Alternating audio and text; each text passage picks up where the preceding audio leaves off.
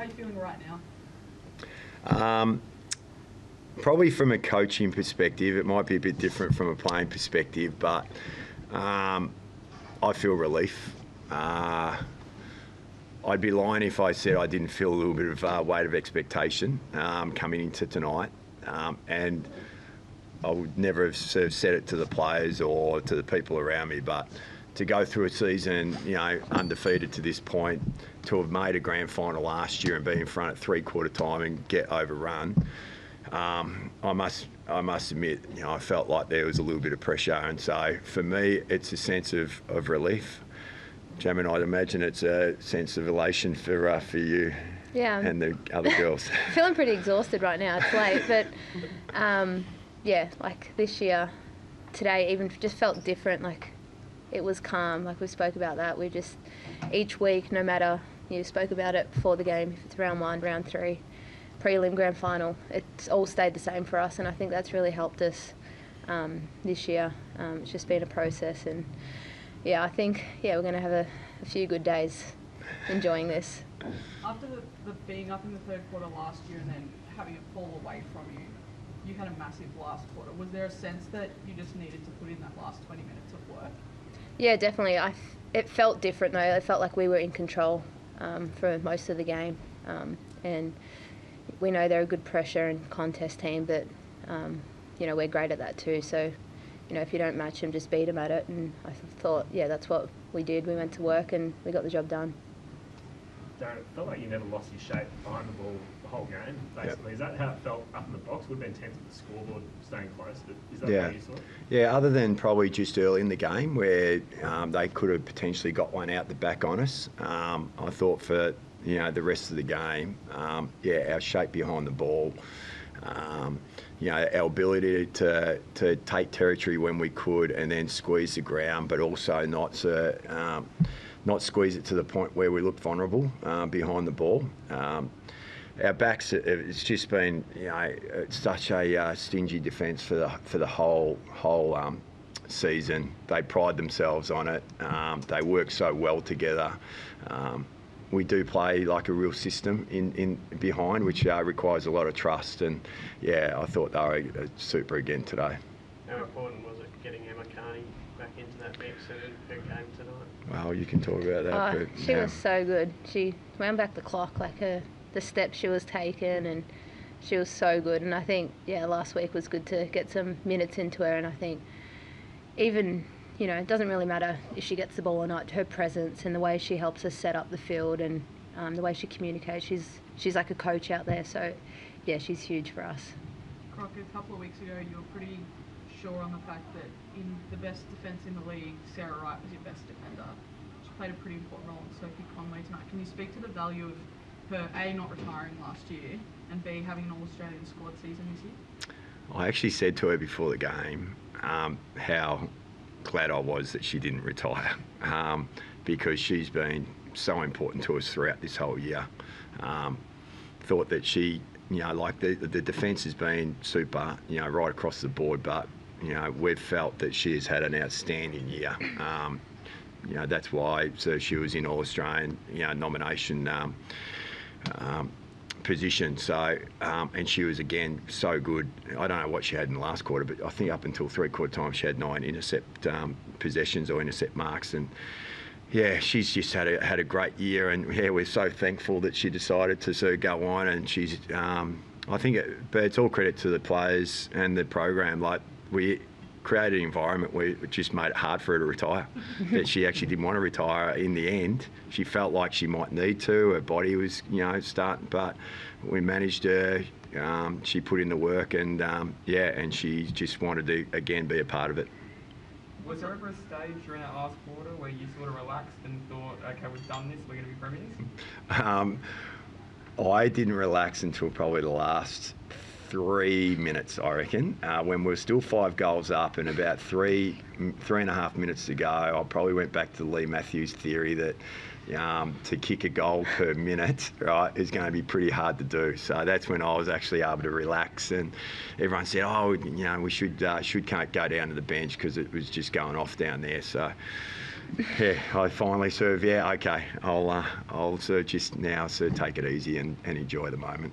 Where's first on the celebrations list tonight, guys? Oh, well, it's already started over there. Darren, just on Carney again, how close did she come to not getting back? Like she mentioned there were a few stages that were touch and go in her rehab. Yeah, oh, look, she had just a couple of hiccups, which set her back.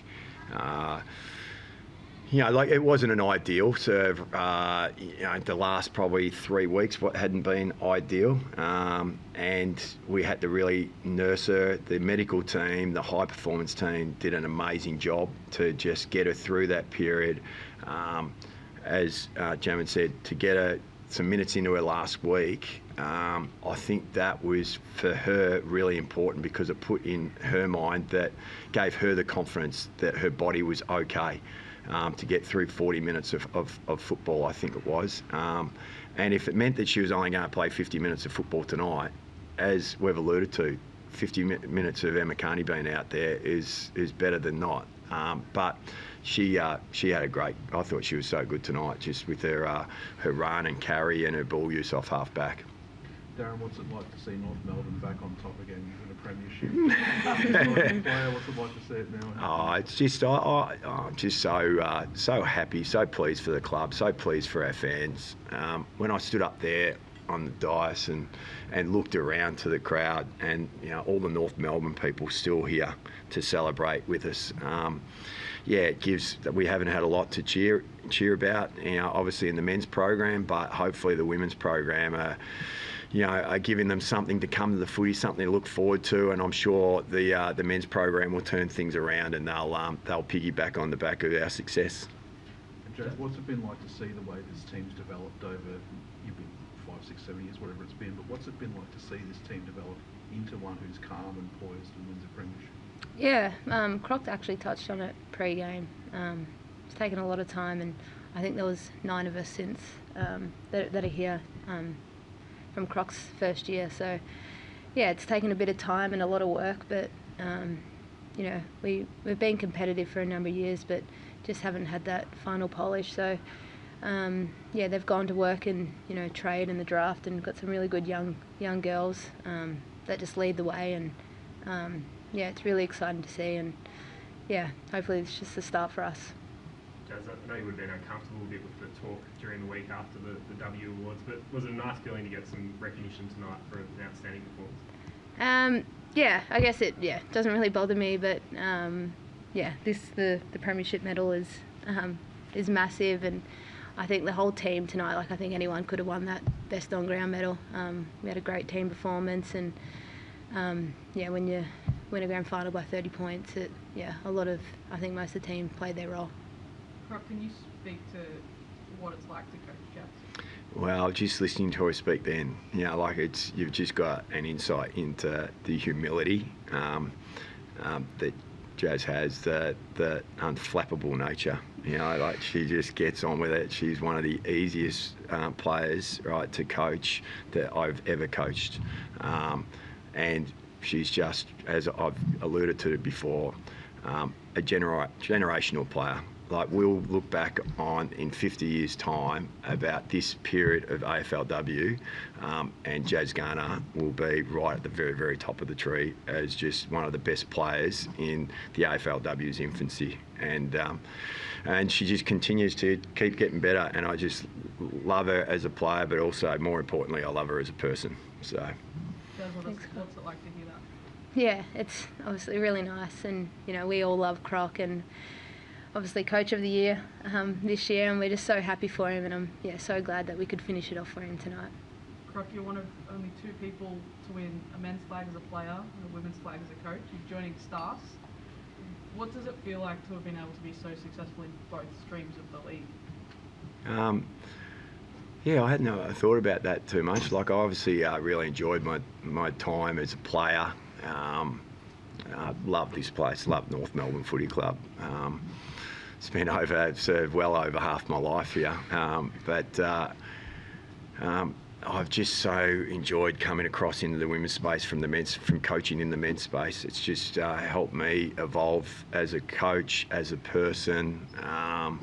and the relationships I've sort of been able to build with the players, but also across the whole program, I'm actually grateful for this opportunity to be able to do this. Winning a premiership as a player versus winning a premiership as a coach, how does the feeling differ? Well, I probably touched on it earlier on. Like when you win a premiership as a player, it's just this elation.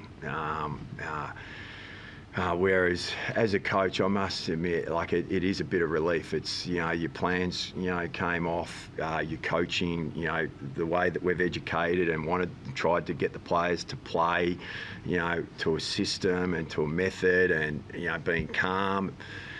All that just came together when it comes together and you get a result like we got tonight, because Brisbane are an unbelievable outfit. To have been made 6 grand finals, won two premierships, they've set the benchmark for so long, and for us to be able to have everything come together on the big dance tonight, it's relief. Probably more than elation, and I will at a point get the opportunity to actually really enjoy it. I'm already starting to enjoy it. But You're enjoying it tonight, Crocker. Jazz, how was it to share that moment out there with Jenna, especially after what happened to her 12 months ago up here? Yeah, it was pretty cool. Obviously last year it ended for her in the first 3 minutes or something, and it just wasn't meant to be. And then tonight, for her to get back from her Achilles. I think we've underestimated her, like the amount of work she's put in the pre-season, the way the coaches and the high performance team have managed her throughout the season to really get the best out of her and get her firing for games like tonight. She's had a massive impact for us, and really proud that she was able to come back and play, and it's awesome that we get to share this moment and experience together. Tess Craven has been a bit of a storyline for the club throughout the year, with her improvement, finding her place in the side, kicks the opening goal of the game, and then goes into the D50 and takes a really important intercept mark. Was that an example of what your season has been, the hard work and the development of that younger crop? I think for these guys like Jazz and Carnes and the older brigade, they set an unbelievable example for our younger players, and it's the younger players, Tess, Gaddy, even when the first draft that I came in, where it was Bella and Alice, they've just grown and developed because of, I think, the example and the leadership that our other more senior players have set for them. But it has been the big growth in us this year, I think. The ability to be able to spread the load, and we talk about the weight of numbers a lot.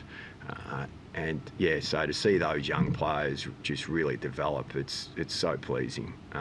Because you're only going to get little incremental improvements with she keeps on getting better and better all the time, and some of the other Ash Riddell and them, but it's so pleasing. From a coaching perspective to see, and a program perspective to see the growth and development in a lot of our younger players. Jazz, you set up that first goal for Tess. Was there a sense of pride when she kicked that one through, knowing what she's gone through to get to that point? Yeah, I think, I wasn't really thinking about it. I knew she was going to go back and kick it. She actually has, the greatest skills, one of the nicest kicks. So, we don't probably see it enough. But, the way she just went back, I just knew she was going to kick it. I was almost ready to go and set up in the centre bounce. So, she's a really talented player and skillful player, and she's going to keep growing. Do you feel proud watching that younger group come through, and feel a little bit of personal pride that you're part of that growth for them? Yeah, definitely. Not only Tess, but the other girls too, Gaddy and Ruby, and those girls, Rubes last year missed out, and the amount of work she put in the off-season, the pre-season, and now she's a premiership player, and she's no fuss. She just goes about her business in and under pressure, tackles, great with her hands. It's just really cool to see these young girls growing, and I think they're just going to keep improving. Darren, it's a bit like you in the crowd out there, with 5 minutes to go. There weren't a heap of celebrations yet. Can you talk to us about what this victory you think means for the North Melbourne fans? And I think there might be a fan day tomorrow happening. Yeah. Just talk to us about the community. Well, I think whenever there's a first, it becomes pretty special. So we've now just created history by becoming the first ever AFLW Premiership team for North Melbourne Footy Club.